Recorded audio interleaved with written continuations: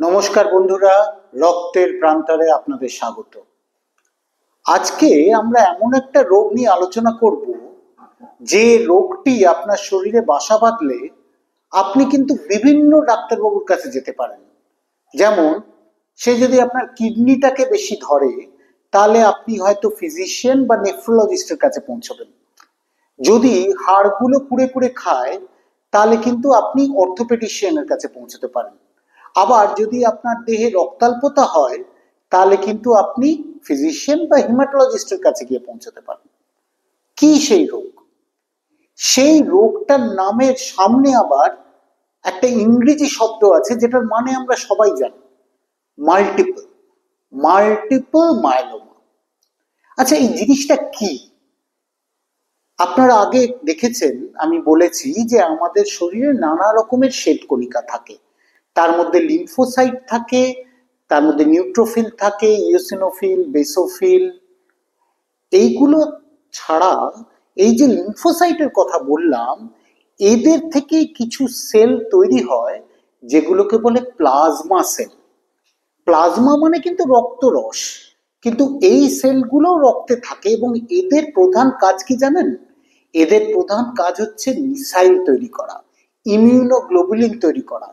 যে ব্যক্তি এসে আমাকে আক্রমণ করলো তাকে মারার জন্য আজকাল যেরকম টার্গেটেড ওয়ারফেয়ার হয়, প্রিসিশন ওয়ারফেয়ার হয়, সেই রকম। তো এই ইমিউনোগ্লোবুলিন তৈরি করে যারা, তাহলে বুঝতে পারছেন তাদের চেনার ক্ষমতা প্রবল। কিন্তু মাঝে মাঝে কি হয়, কিছু কিছু কারণে, যার সবকিছু আমরা জানিও না এখনো অব্দি, এরা হঠাৎ বাড়তে থাকে। আচ্ছা, এরা যখন বাড়তে থাকে তখন কিন্তু অনেক রকম ব্যাপার হতে পারে। প্রথম দিকে এরা সংখ্যায় খুব একটা বাড়লো না, কিন্তু এরা অ্যাবনর্মাল কিছু কিছু প্রোটিন তৈরি করতে শুরু করলো। নর্মালি আমাদের রক্ত রসের মধ্যে, অর্থাৎ প্লাজমার মধ্যে যে প্রোটিনগুলো থাকে সেগুলোর মধ্যে সবচেয়ে প্রধান হচ্ছে অ্যালবুমিন।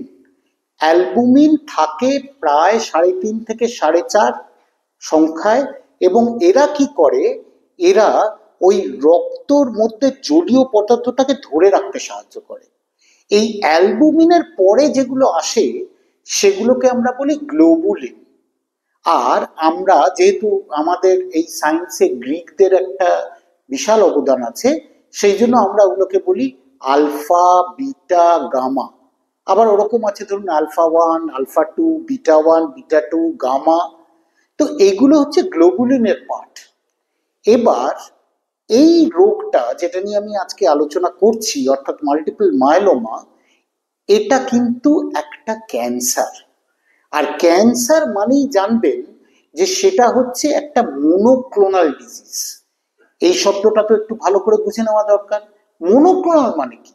মনোক্লোনাল মানে হচ্ছে একটা পার্টিকুলার সেল বা কোষ থেকেই সবাই তৈরি হচ্ছে, তার মানে সবাই এক। যেমন স্কুল ইউনিফর্ম পরিয়ে আমরা সব স্কুলের বাচ্চাদের একরকম দেখতে করে দিই, এখানে কিন্তু অনেকটা তাই। যার ফলে ধরুন আমরা বলতে পারি যে যখন যমজ ভাই বা বোনের জন্ম হয় তারা কিন্তু অনেক সময় এই মনোক্লোনালের মতো। তো এই মনোক্লোনাল প্রোটিন যখন তৈরি হতে থাকে, এটা কি করে, এটা বাড়তে থাকে। এবার অনেকের ক্ষেত্রেই, বিশেষ করে ধরুন যাদের বয়স 60-এর ওপর, যদিও ভারতবর্ষে এই সংখ্যাটা একটু কম, দেখা গেছে যে রক্তে পরীক্ষা করলে এদের কিন্তু ওই গামা রিজিয়নে একটা মনোক্লোনাল প্রোটিন পাওয়া যায়। সেই জন্য সেটার নাম হচ্ছে মনোক্লোনাল গামোপ্যাথি।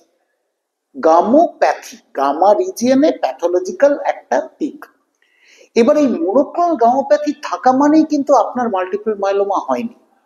মনোক্লোনাল গামোপ্যাথি যদি শুধু থাকে অথচ রোগটা তখনও সেইভাবে আপনাকে ভালোভাবে আঁকড়ে ধরে বসেনি, তাহলে কিন্তু সেটাকে বলে monoclonal gammopathy of undetermined significance, MGUS। পরের স্টেপে কি হয়, যে এই যে প্লাজমা সেলগুলো, ওগুলো নর্মালি থাকে খুবই কম, 1 বা 2% আমাদের মজ্জায় বা বোন ম্যারোতে। এগুলো একটু বেড়ে গেল, হয়তো দেখা গেল যে সিগনিফিকেন্টলি বেড়ে গেল, কিন্তু কোনো রোগের লক্ষণ দেখা গেল না। তাহলে আগে জানতে হবে রোগের লক্ষণগুলো কি। রোগের লক্ষণ আমরা নিজেদের সুবিধার জন্য একটা ছড়া তৈরি করে সেটাকে মনে রাখার চেষ্টা করি, এবং সেই ছড়াটা কিন্তু ক্যান্সারের সঙ্গে যোগ আছে। ক্যান্সারের ছবি বা লোগোতে দেখবেন একটা ওই দাঁড়াওয়ালা ক্র্যাব থাকে, তাই না, কাঁকড়া। এই ছড়াটার নামও কিন্তু ক্র্যাব, CRAB। সি মানে ক্যালসিয়াম বেড়ে যায়, আর মানে রেনাল প্রবলেম, মানে কিডনি ঠিক করে কাজ করে না, ক্রিয়েটিনিন বেড়ে যায়। এ মানে অ্যানিমিয়া অর্থাৎ রক্তাল্পতা, আর বি মানে বোন ডিজিজ, ওই যে বললাম হাড় কুড়ে কুড়ে। এবার এই যে প্লাজমা সেলগুলো, এগুলো আমরা কি করে জানতে পারি কতটা আছে? এই প্লাজমা সেলগুলো আমরা বোন ম্যারো পরীক্ষা করলে তবে বুঝতে পারি। তো ধরে নিন যে প্লাজমা সেল আছে, কিন্তু সেটা 10%-এর কম, অথচ সেটা মনোক্লোনাল। এবার তাহলে কি হলো, প্লাজমা সেলের সামনে আমি একটা অ্যাডজেক্টিভ দিলাম, মনোক্লোনাল। মনোক্লোনালটা বুঝতে গেলে কিন্তু ওই ম্যারোটাকে নিয়ে আইদার ফ্লো সাইটোমেট্রি অথবা ইমিউনো হিস্টোকেমিস্ট্রি করতে হয়। আপনি ভাববেন, বাবা ডাক্তারবাবু শুধু শুধু এত পরীক্ষা কেন করাচ্ছে? কারণ এটা মনে রাখবেন, আমাদের দেশে যে এত কালাজার হয়, কালাজারেও কিন্তু প্লাজমা সেল বেড়ে যেতে পারে। এবার 10% থেকে 60% অব্দি থাকলো, আর ক্র্যাব রইল না, অর্থাৎ ক্যালসিয়াম বেশি নয়, কিডনি এফেক্টেড হয়নি, রক্তাল্পতা হয়নি, বোন খেয়ে যায়নি, সেটাকে বলে স্মোল্ডারিং মায়োলোমা। কয়লার আঁচে দেখেছেন লাল লাল কয়লা, সেইটাকে বলে স্মোল্ডারিং। আর যদি প্লাজমা সেল 60%-র বেশি হয়, যদি ক্র্যাব থাকে, এগুলো কিন্তু সব এগুলো সব একসঙ্গে থাকতে হবে না, আইদার প্লাজমা সেল 60%-র বেশি বা ক্র্যাব, বা আমরা আরেকটা বলি যে আমাদের এই যে গ্লোবুলিন ইমিউনোগ্লোবুলিন গুলো তৈরি হয়, এর একটা হেভি চেন থাকে আর একটা লাইট চেন থাকে। লাইট চেন গুলো আবার সেই গ্রিক নাম কাপ্পা ল্যামডা। এই কাপ্পা বা ল্যামডা রেশিও যদি 100-র বেশি হয়, তাহলে ক্র্যাব না থাকলেও কিন্তু সেই রোগীর মাল্টিপল মায়োলোমা হয়েছে বলা হয়। তাহলে আমি কেন শুনতে বললাম যে আপনি নানা রকম ডাক্তারবাবুর কাছে যেতে পারেন? ধরুন আপনি কিছুই জানেন না, আবার আপনার একটু একটু কিডনির গন্ডগোল ছিল, কারণ আপনার 15 বছর ধরে ডায়াবেটিস আছে। হঠাৎ দেখা গেল ক্রিয়েটিনিন লাফ মারছে, বা ইউরিন দিয়ে প্রচুর প্রোটিন বেরোচ্ছে, তখন কিন্তু আপনি হয়তো কিডনি ডাক্তারের কাছে যেতে পারেন। উনি কিন্তু টেস্ট করবেন আপনার মাল্টিপল মায়োলোমা আছে কিনা। আবার ওই যে বললাম খুব ব্যথা, এক্সরে করে দেখা গেল যে ভার্টিব্রা গুলো কোলাপস করে গেছে বা ভার্টিব্রাল ফ্র্যাকচার হয়ে গেছে, যদিও আপনি পড়ে যাননি, তাহলে সেই এক্সরেতে ওরকম দেখলেও কিন্তু ডাক্তারবাবু চেক করবেন যে আপনার কোনো মাল্টিপল মায়োলোমা হয়েছে কিনা। আর রক্তাল্পতার জন্য ডাক্তারবাবু আগে দেখে নেবেন, যেমন আগেও বলেছি, আয়রন কম বা ভিটামিন কম নাকি অন্য কিছু। তাহলে নেক্সট প্রশ্ন যেটা আসে যে মাল্টিপল মায়োলোমা ডায়াগনোসিসটা কি করে করা হয়? ডায়াগনোসিস করতে গেলে দুটো জিনিস প্রয়োজন। একটা হচ্ছে মজ্জার পরীক্ষা, bone marrow aspiration and biopsy. আমি আরেকটা ভিডিওতে বোঝাচ্ছি যে কেন এই পরীক্ষাগুলো করা হয়, কিন্তু মনে রাখবেন যে শুধু অ্যাসপিরেট না করে বায়োপসির কথা বলছি মানে যে ক্যান্সার হয়েছে সেটা নয়। বায়োপসি মানে ওই কোষগুলো যেখানে টিস্যু তৈরি করে সেটাকে ভালো করে মাইক্রোস্কোপের আন্ডারে দেখা। সেখানে কি কি দেখবো আমরা? প্লাজমা সেল বেড়েছে কিনা, আর প্লাজমা সেলগুলো মনোক্লোনাল কিনা। এবার এই মনোক্লোনাল প্রোটিন গুলো দেখার জন্য আমরা কিছু কিছু টেস্ট করি, সেগুলো সব কিন্তু রক্ত থেকে করা হয়। তার নাম হচ্ছে সেরাম প্রোটিন ইলেকট্রোফোরেসিস, সেরাম প্রোটিন ইমিউনোফিক্সেশন, সেরাম ফ্রি লাইট চেন অ্যাসে। ইলেকট্রোফোরেসিসে কি জানা যায়? যে একটা মনোক্লোনাল প্রোটিন আছে কিনা সন্দেহ করা যায়, কারণ নর্মালি ধরুন এরকম থাকে, এই অ্যালবুমিন তারপর এরকম এরকম চলছে।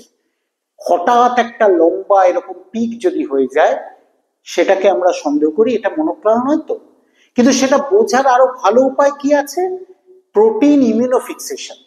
যেমন আগেই কাপ্পা ল্যাম্ডার কথা বলেছি, এদিকে আবার ইমিউনোগ্লোবুলিন থাকে হেভি চেন, হচ্ছে আইজিজি, আইজিএম, আইজিএ, আইজিডি, আইজিই।